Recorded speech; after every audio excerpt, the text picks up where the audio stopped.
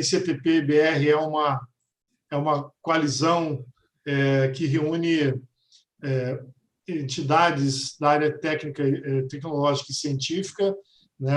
E nós temos organizado uma ação conjunta junto ao Parlamento Brasileiro nas questões que envolvem os interesses da ciência, da tecnologia e da inovação brasileira. Compõe o comitê, o Conselho Executivo da ICTP.br, a Academia Brasileira de Ciências, a Associação Nacional dos Dirigentes das Instituições Federais de Ensino Superior, a ANDIFES, o Conselho Nacional das Fundações Estaduais de Amparo à Pesquisa, o CONFAP, o Conselho Nacional das Instituições da Rede Federal de Educação Profissional Científica e Tecnológica, o CONIF, o Conselho Nacional das Fundações de Apoio às Instituições de Ensino Superior e de Pesquisa Científica e Tecnológica, que é o CONFIES, o Conselho Nacional de Secretários para Assuntos de Ciência, Tecnologia e Inovação, o CONSECT, e o Instituto Brasileiro de Ciências Inteligentes, Humanas e Sustentáveis, IBX, e a Sociedade Brasileira para o Progresso da Ciência, o SBPC, que, por sinal, completou nessa semana, na quarta-feira, dia 8, 72 anos. E nós temos hoje aqui como nosso convidado o senador Marcelo Castro, lá do MDB de Piauí, nosso amigo, parceiro da ciência lá no Senado, foi na Câmara. O Marcelo teve 5 mandatos como deputado federal, 4 como deputado estadual, e agora se elegeu senador da República na eleição de 2018. Né? Tem sido um ponto de apoio importante para as nossas reivindicações lá em Brasília. É presidente da Comissão Mista do Orçamento, né? E continua atuante nessa área. E também temos o Ildeu Moreira, que é presidente da SBPC, que é uma das instituições que compõe o Conselho Executivo da ICTP.br, para a gente bater um papo um pouquinho aqui com o senador Marcelo Castro sobre a semana no Congresso. Passar a palavra, então, para o Ildeu. Boa noite, Ildeu. Vamos, então, iniciar a nossa segunda live aí, para falar um pouquinho de política e ciência no Brasil. Ildeu, à vontade. Boa noite a todos e a todas que estão nos assistindo. Eu queria, em primeiro lugar, cumprimentar e agradecer muito o senador Marcelo Castro pela presença, sempre um senador que está do lado da ciência, da educação, da saúde no Congresso Nacional, e o Celso Pancera por essa coordenação importante que ele tem feito da nossa iniciativa no Parlamento. Então, é só para cumprimentá-los, evidentemente, a pessoa importante aqui para falar para nós é o senador Marcelo Castro, a quem a gente agradece novamente. Senador Marcelo Castro, por favor, a palavra.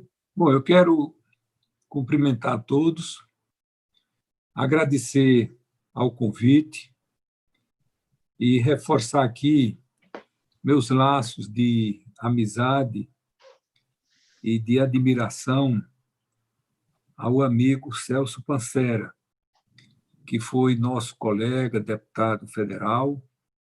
Fomos ministros por um período curto, no governo da presidenta Dilma, ele ministro da Ciência e Tecnologia, o ministro da Saúde, e fizemos um trabalho que estava ao nosso alcance naquele momento.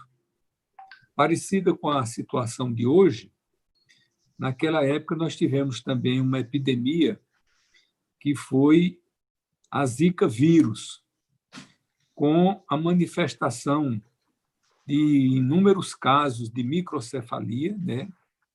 E os nossos cientistas rapidamente identificaram que é um fato que estava ocorrendo pela primeira vez na história da humanidade, que era o vírus Zika causando microcefalia. Então, foi um momento assim de muita mobilização nacional, e o paralelo que eu faço daquela época para a época de hoje é que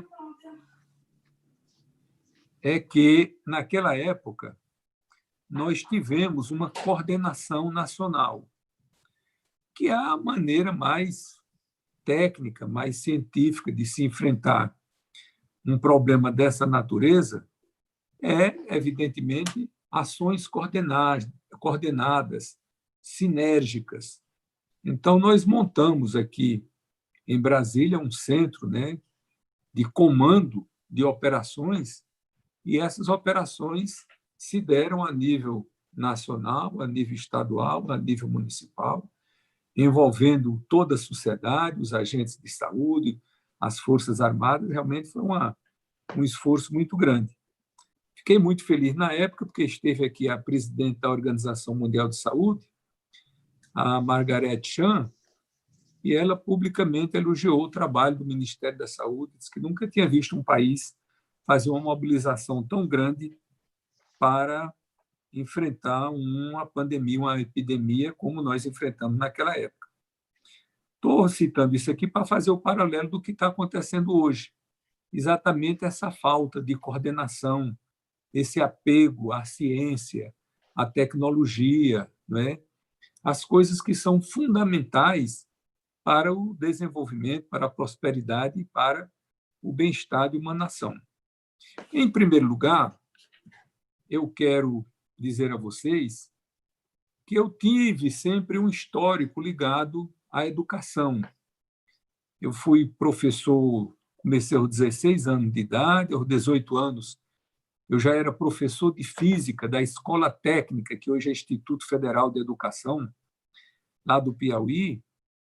Depois fui ser professor de psiquiatria, fiz mestrado, doutorado na UFRJ, fui ser professor de psiquiatria da UF, né, nossa querida Universidade Federal Fluminense. Depois fui ser professor da Universidade do Piauí. Aí mudei minha rota, entrei para a política e hoje tenho saudade desse lado científico, né? É evidente que isso terminou ficando ao lado, porque, como o Pancera sabe muito bem, a atividade política é uma atividade muito exigente, muito ciumenta, não combina com quase nada. Quem faz política praticamente se dedica às 24 horas por dia, não é, a esse mistério. Mas nunca deixei de ter essa sensibilidade, né? Esse apego, né? Às coisas da ciência, da tecnologia. Sempre estou atento e sempre estou disponível para abraçar essas causas que são caras e importantes para o país. Todos nós sabemos que quanto mais um país investe em ciência, tecnologia, né, pesquisa, desenvolvimento, é evidente que isso vai criando um ciclo virtuoso e o país passa a ter cada vez mais prosperidade, desenvolvimento, não é, bem-estar, e uma coisa traz a outra. O contrário também é verdadeiro. O país que não investe termina ficando atrás, né, dos outros países. Nós temos que ter uma atenção especial, porque nós estamos tratando de ciência, tecnologia, de investimento nessa área, mas temos que ver a questão também da segurança nacional.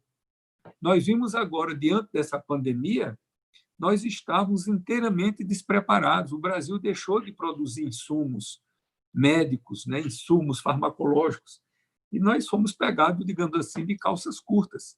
Até máscaras nós não tínhamos capacidade de produzir, nós não estávamos produzindo, tínhamos que ficar na dependência dos países produtores. É evidente que qualquer país vai buscar aquilo que for mais barato para o seu desenvolvimento, mas tem um nível, né, que você não pode abandonar, você não pode ficar inteiramente à mercê de outros países para respiradores, para material médico, porque vem uma pandemia dessa daí, o mundo todo corre para adquirir os insumos e você fica, não é, desprotegido. Então, uma questão que a gente tem que estar muito atento. E quero parabenizar especialmente a vocês pela criação aí do nosso ICTP, né? Essa é uma iniciativa importantíssima. E acredito que isso deve ter nascido da cabeça do Pancera, porque só quem vive no parlamento é que sabe o quanto uma iniciativa dessa é importante. Por quê? Porque o parlamento, nós que somos políticos, a gente sofre muitas influências. Então, aqueles que são mais efetivos, que estão mais presentes, que puxam mais, levam mais. E, evidentemente, que se determinado grupo se ausenta, deixa só a critério do Congresso para tomar iniciativa, é evidentemente que as coisas não vão funcionar bem. Então, essa iniciativa de ter essa aproximação, essa proximidade, e o Pancera, sobretudo, que é o secretário executivo, porque tem uma vivência com o parlamento, tem um respeito, né, que conquistou ao longo da sua passagem lá, então não tenho a menor dúvida de que isso daí trará excelentes frutos, né, para a nossa ciência, a nossa tecnologia, inovação, né, a nossa pesquisa e desenvolvimento. Então, parabenizar a vocês aí por essa iniciativa e dizer que nós estamos lá no parlamento atentos para a gente aprovar tudo aquilo que vem em favor da ciência e tecnologia. Por exemplo, citando exemplo aqui, o ano passado, como o Pancera falou bem, eu fui presidente da Comissão de Orçamento. Então, na aprovação de um projeto lá de grande interesse do governo federal, estava aquela crise das universidades, com o Weintraub cortando os recursos das universidades, as bolsas de estudo. E uma das condições que nós negociamos ao governo federal foi liberar, naquela época, emergencialmente, R$ 1 bilhão para as universidades e 330 milhões para as bolsas do CNPq e da CAPES. Então, quer dizer, a gente vê a sensibilidade da gente para esses problemas que são importantes. Agora, o governo federal, através do Guedes, mandou uma PEC para o Congresso extinguindo os fundos setoriais do Brasil inteiro. Nós fizemos um trabalho na Comissão de Constituição e Justiça e já retiramos, né, o nosso Fundo Nacional de Desenvolvimento da Ciência e Tecnologia, né, o FNDCT. Então, já está excluído, evidentemente, que nós vamos bancar isso daí. E tem muitas leis, muitos projetos de leis, tanto na Câmara quanto no Senado, que fortalecem, né, o nosso fundo, né, de desenvolvimento, Fundo Nacional de Desenvolvimento Científico e Tecnológico. De todos, eu acho que aquele assim que mais vem, né, ao encontro do nosso anseio é a proposta do Isalci, que é uma lei complementar, a de número 135 de 2020, que vai dar uma estabilidade muito grande, uma garantia de recursos, né, para a ciência e tecnologia e uma previsibilidade, que é muito importante quem trabalha com pesquisa, com desenvolvimento, ter uma perspectiva de futuro, porque não adianta ele receber um recurso hoje, ele investe, amanhã não recebe, tudo aquilo que foi construído vai de água abaixo. Então, nós tínhamos uma estabilidade de liberação desses recursos, mas aqui não estou fazendo propaganda dos governos do PT, porque não servi só aos governos do PT, mas até 2015, no governo, que era ainda o governo da Dilma, esses fundos, esses recursos que vão por volta de 5, 6 bilhões de reais por ano, eles eram praticamente todos liberados. De 2016 para cá, é que nós sofremos um contingenciamento, uma redução muito grande da aplicação desses fundos, até que culminou agora em 2020, que nós estamos liberando aí pouco mais de 10%, que é uma coisa absolutamente inaceitável para um país como o Brasil, investir tão pouco em ciência, tecnologia, inovação, pesquisa, desenvolvimento, nós não podemos concordar com isso. Então, quero dizer a vocês todos aí que estão nos ouvindo que a gente está aberto, sensível, né, para a gente fazer um trabalho conjunto. Essa é uma área muito árida, muito complexa. Nós temos no Congresso Nacional a representação da sociedade brasileira e, evidentemente, que aqueles que têm uma dedicação, uma ação maior nessa área é um número relativamente limitado. Isso não quer dizer que as pessoas sejam insensíveis a isso, de maneira nenhuma. É a atividade que cada um exerce. Um é ligado ao agronegócio, o outro é ligado ao comércio, o outro é ligado à religião protestante, né? O outro é ligado à bancada da bala. E cada um tem uma área de atuação. E aqueles que se envolvem mais com com a ciência não é um número tão significativo, mas isso você forma, né, um conceito, né, um grupo de pessoas que pode levar aquilo adiante com grande sucesso. Então, eu acho que aqui nós temos uma bola na marca do pênalti para a gente chutar, que é essa proposta esse PL, proposta de lei complementar do Isalci, para a gente aprovar essa lei tão importante para a ciência e tecnologia do nosso país. Então, fazendo essa manifestação inicial, me prontifico aqui, e mais uma vez agradecer a vocês pelo convite e a minha disponibilidade de estar sempre aberto e sempre com vontade de ajudar, de compartilhar, de compreender, de entender, de aprender, não é? E ajudar naquilo dentro das nossas limitações, o que for de importante para o nosso país. Obrigado, senador. A ideia, na verdade, quem trouxe a primeira vez a ideia de CTP foi o Eudeu mesmo. Ele chegou lá falando, vamos criar um observatório da ciência, né, Eudeu? Aí depois foi evoluindo e saiu iniciativa, porque iniciativa tem uma conotação mais de ação e não de observar, né? Observatório você fica ali olhando, mas iniciativa você toma, né? E acabou desembocando nessa organização, em que eu fui convidado a ser secretário, e estamos tocando. Mas eu queria passar a fala para o Eudeu, porque essa semana a SBPC fez 72 anos e teve, na quarta-feira, dia 8, nós lançamos a campanha pela liberação total dos recursos da FNDCT.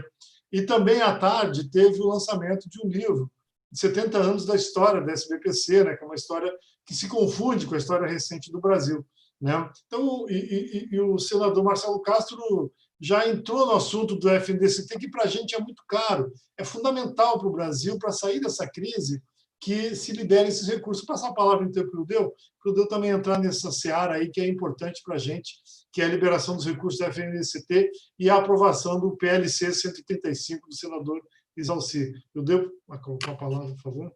Pois é, senador, é muita satisfação ouvi-lo, porque, de fato, o senhor tem sido uma pessoa, um senador que tem atuado muito pela ciência e pela educação no Congresso Nacional. E esses pontos que o senhor levanta, o primeiro deles, aí tocando um pouco mais na sua especialidade como médico, ex-ministro da Saúde, a preocupação imensa nossa, das entidades científicas, de não ter um planejamento nacional de enfrentamento dessa situação crítica, né? Então, essa é uma questão muito séria, e nós, inclusive, lançamos dias atrás, com muitas outras entidades, a Abrasco e várias, o Conselho Nacional de Saúde, a ideia de um plano, que a sociedade está organizando até um plano emergencial, já que o governo não tem feito isso, mas é lamentável e o Ministério da Saúde não esteja cumprindo, né, o seu papel fundamental de ser a liderança articuladora para os municípios, para os estados, né, e seguir também as orientações médicas adequadas. Então, esse já é um ponto que o senhor já levantou, mas eu queria ir para o que o Celso mencionou, a questão aí dos recursos, né, do FNDCT. Então, senador, a gente observa também que, fazendo um levantamento dos recursos que estão sendo usados no combate à pandemia para pesquisa, apenas pesquisa, os Estados Unidos está investindo 50 bilhões para pesquisa nesse momento. A Alemanha, 12,5. O Reino Unido, 10 bilhões, só para pesquisa relacionada com o novo coronavírus. O Brasil está da ordem de 500 milhões, 0,5 bilhões. É claro que você podia dizer, mas os Estados Unidos é um país que tem muito mais recursos, é verdade. O PIB deles é 10 vezes maior que o nosso, mas o investimento deles em ciência, nesse momento, é 100 vezes maior. Então, o Brasil está na rabeira do investimento e o Brasil é hoje o epicentro da pandemia do mundo. E a gente tem capacidade científica para enfrentar, e o senhor sabe disso. Como senador, como ex-ministro da Saúde, conhece, enfrentou a Zika, foi um papel fundamental, e o Celso estava lá no Ministério, né? Enfrentaram com sucesso a questão do Zika. Agora, isso poderia ser feito. Então, o FNDCT, nesse momento, para nós, é uma bandeira muito importante, porque é a liberação de recursos que vão ser usados para o enfrentamento da pandemia. Outro dado, senador, importante, o CNPq fez recentemente um edital para projetos de pesquisa sobre a pandemia, imediatos.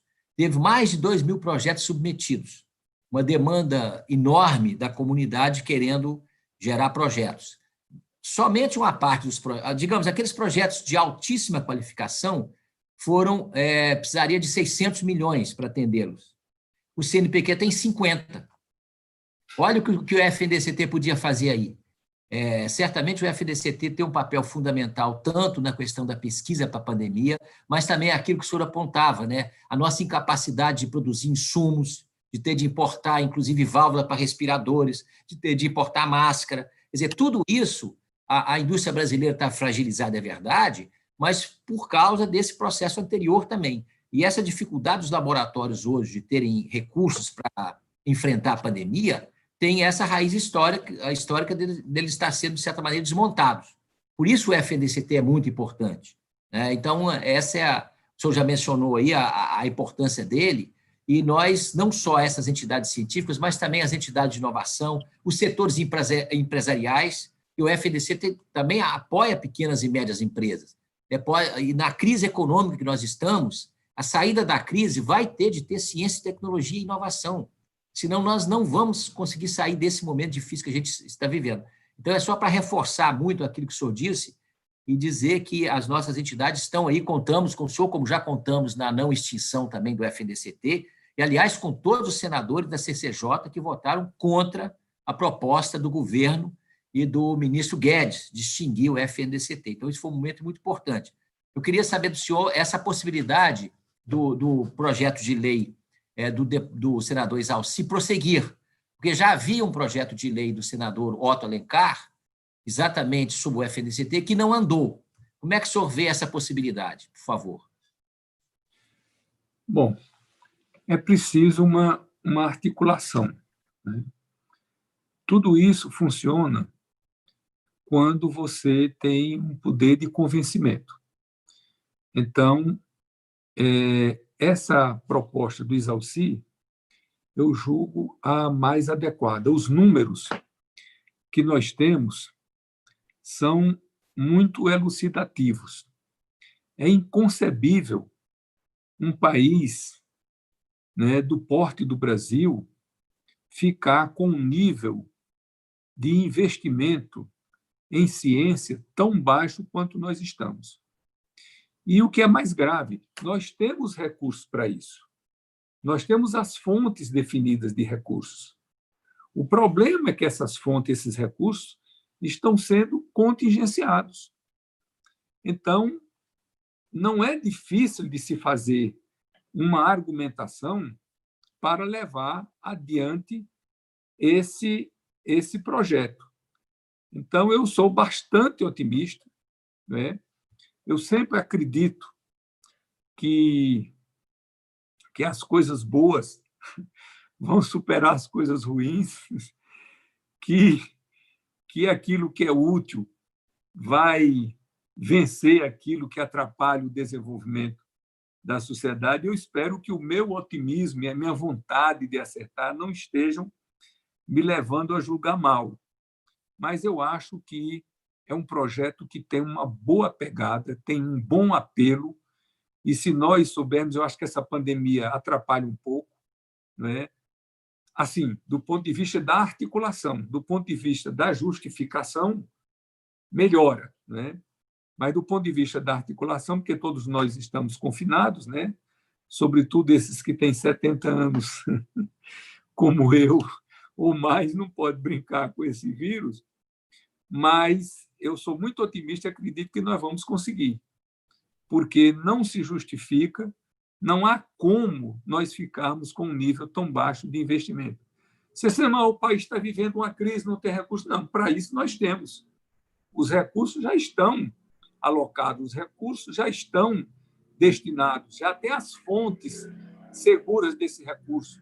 O Exalci cria novas fontes também, e é evidentemente que o histórico que tem, né, o nosso Fundo de Desenvolvimento, o Fundo Nacional de Desenvolvimento Científico e Tecnológico, do que tem feito pelo nosso país, já nos credencia. Então, na verdade, a gente vinha bem. O problema mais forte surgiu de 2016 para cá. Aí é que a gente vem num plano inclinado, descendo, até praticamente desaparecer os recursos. Quer dizer, nós não podemos ficar com um nível tão baixo desse como nós estamos agora. Então, o nosso esforço é para a gente convencer de que esses recursos não poderão ser contingenciados. Por quê? Porque isso é uma questão de segurança nacional.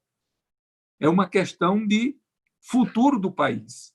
O país que não investe em ciência, em tecnologia, em pesquisa, em desenvolvimento, em inovação, evidentemente que ele vai ficar nas mãos dos outros, vai comer pelos outros. Isso não pode, nós não podemos ser um país só de commodities. Nós temos que ser um país que tenha tecnologia, que tenha inovação, que possa competir, né, num melhor nível do que nós estamos competindo hoje com o mundo.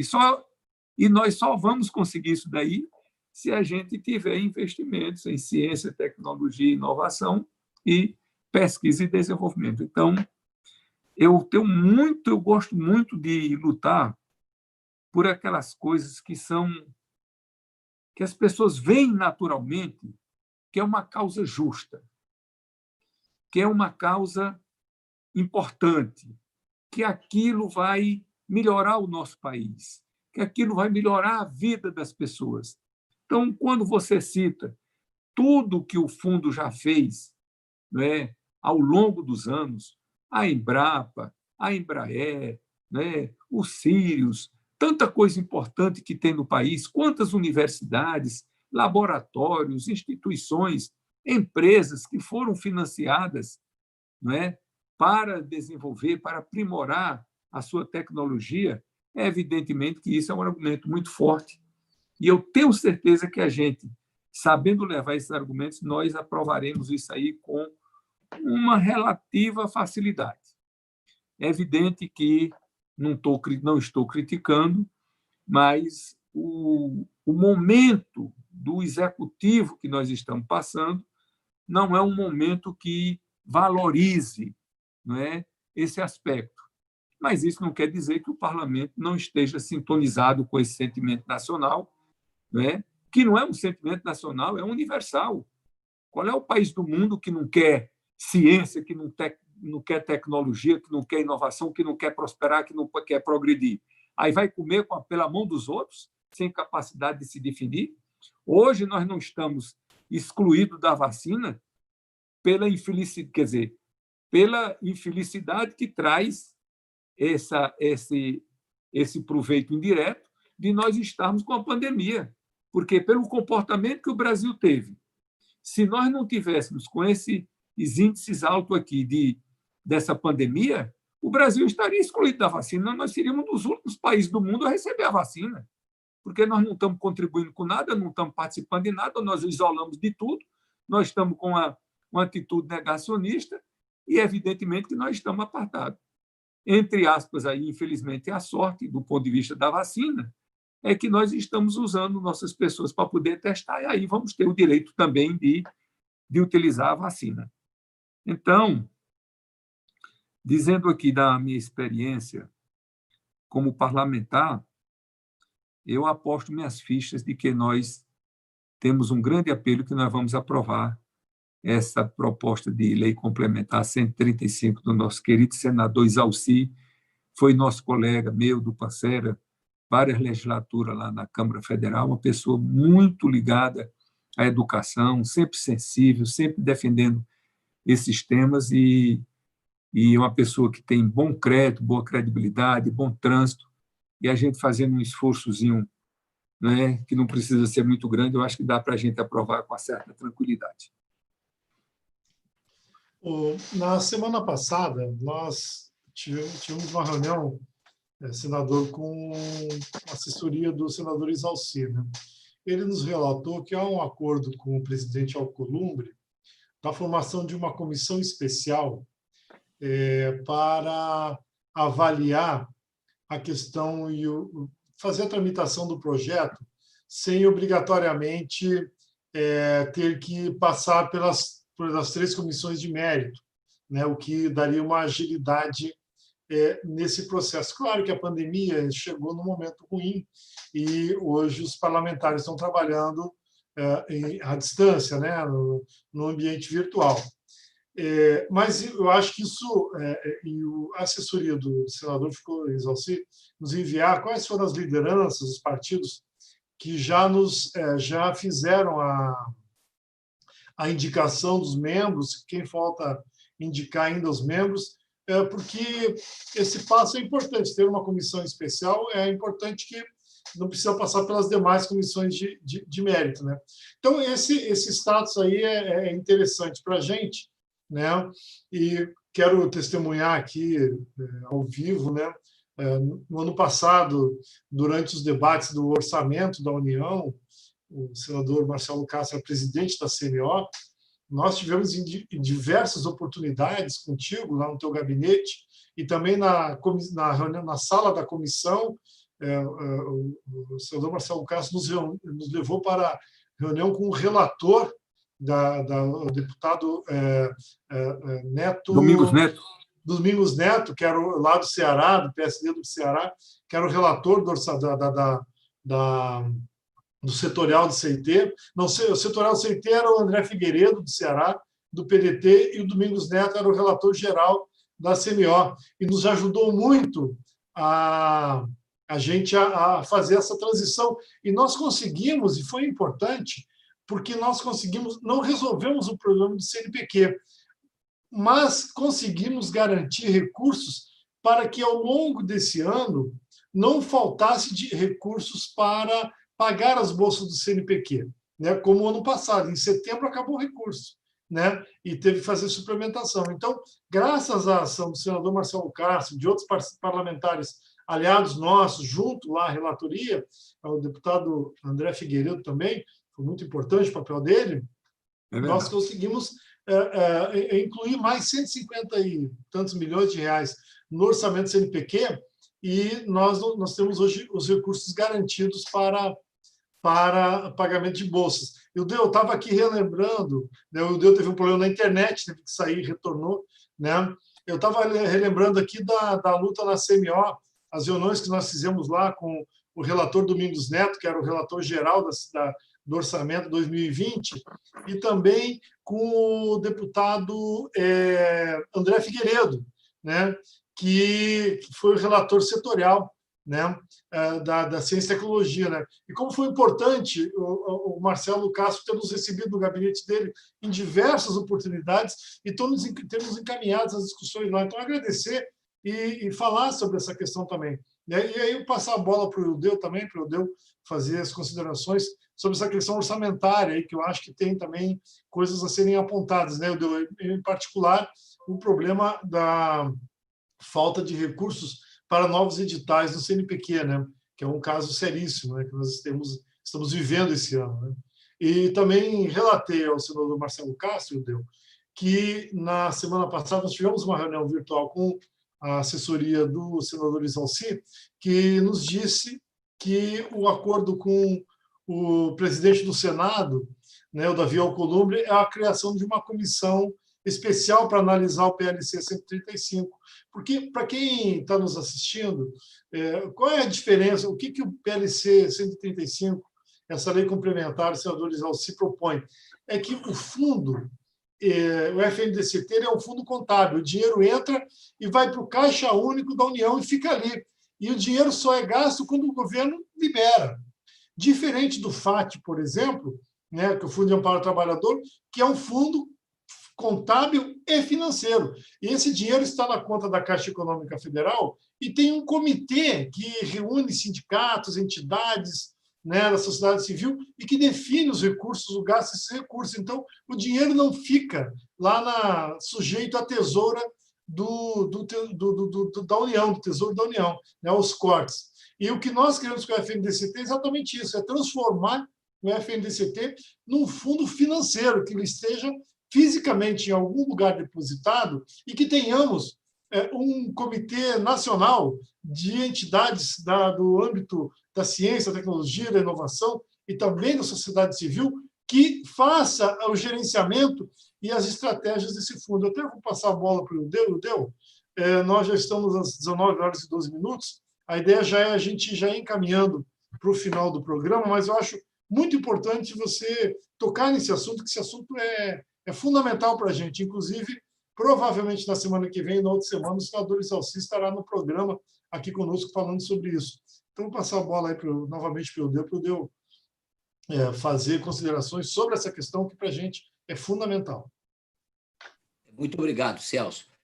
Senador, esse ponto, o senhor sabe disso, mas é importante que as pessoas que estejam nos assistindo saibam, que o fato de ser um fundo contábil significa que a ciência brasileira perdeu 25 bilhões de reais de 2005 para cá, porque exatamente viriam desses setores econômicos, e é importante que as pessoas saibam que, por lei, esses tributos deveriam vir para pesquisa e desenvolvimento. Quer dizer, os fundos setoriais que foram criados em 1998, a partir daí, destinam recurso para pesquisa e desenvolvimento, que vem de setores econômicos, petróleo, área elétrica e outros. No entanto, esses recursos estão sendo apropriados e, do nosso ponto de vista, para uma destinação que não é legítima, que é para outras finalidades que o Ministério da Economia define. E, senador, esse ano, eu estava olhando os números do Fundo Setorial da Saúde, que esse ano deveria ter 500 milhões e, para esse ano, tem 50 mil reais.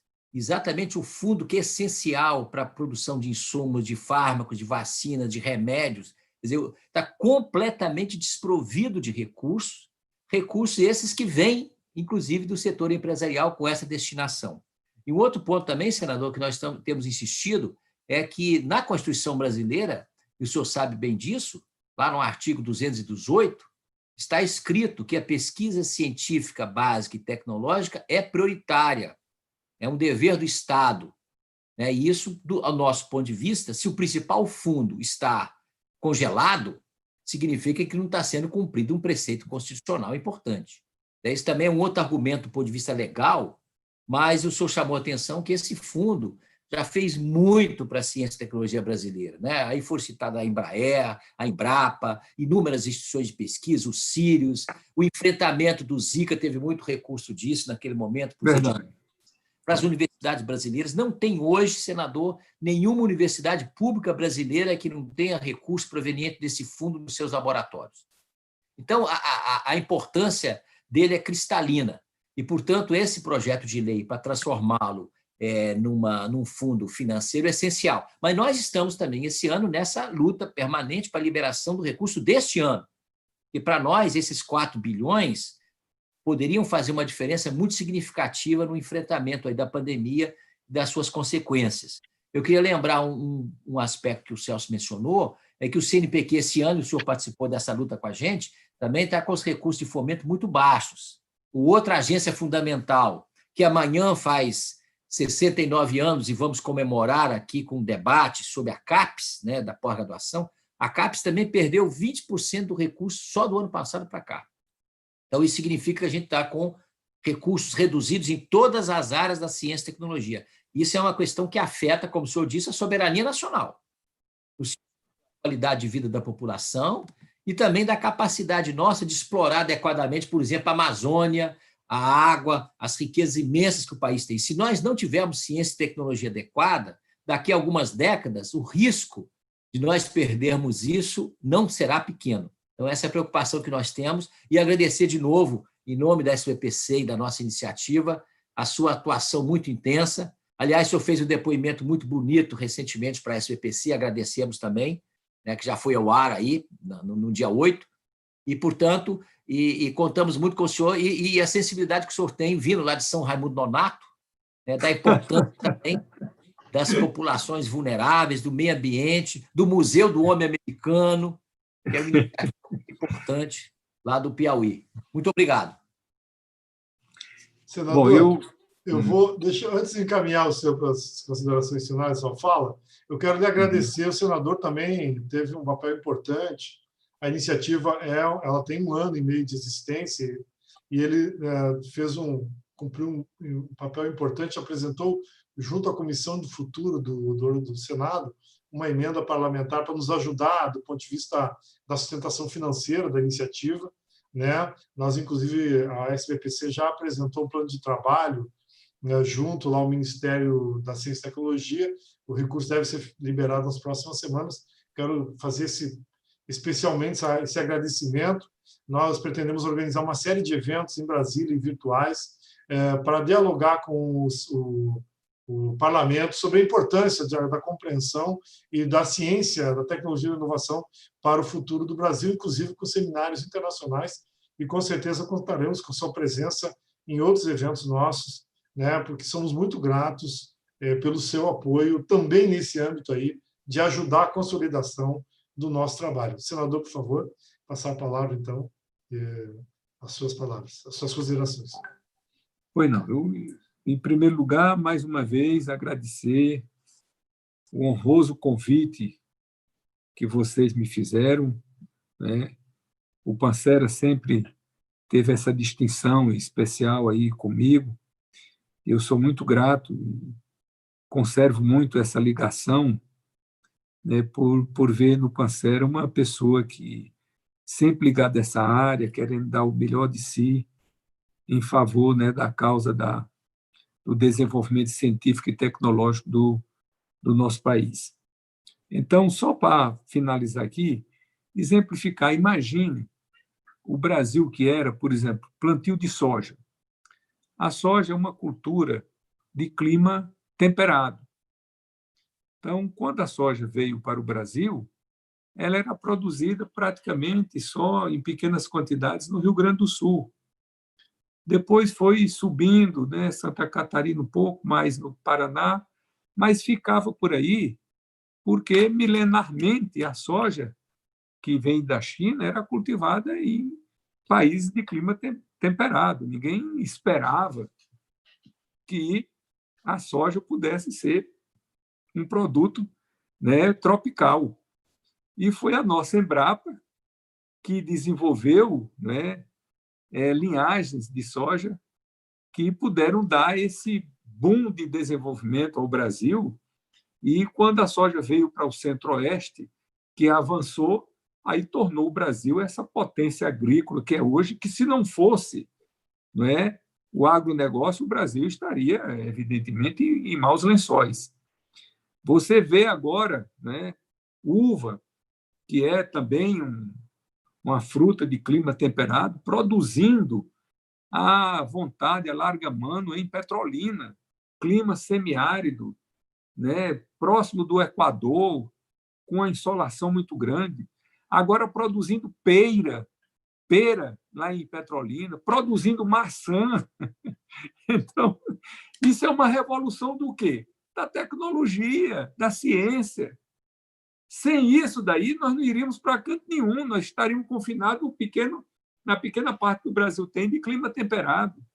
Então, eu estou dando esses exemplos, mas são infinitos, são milhares, do quanto a inovação, quanto a Embrapa, quanto o investimento, né, em inovação, em ciência e tecnologia, fez bem ao Brasil, preparou o Brasil para os dias de hoje.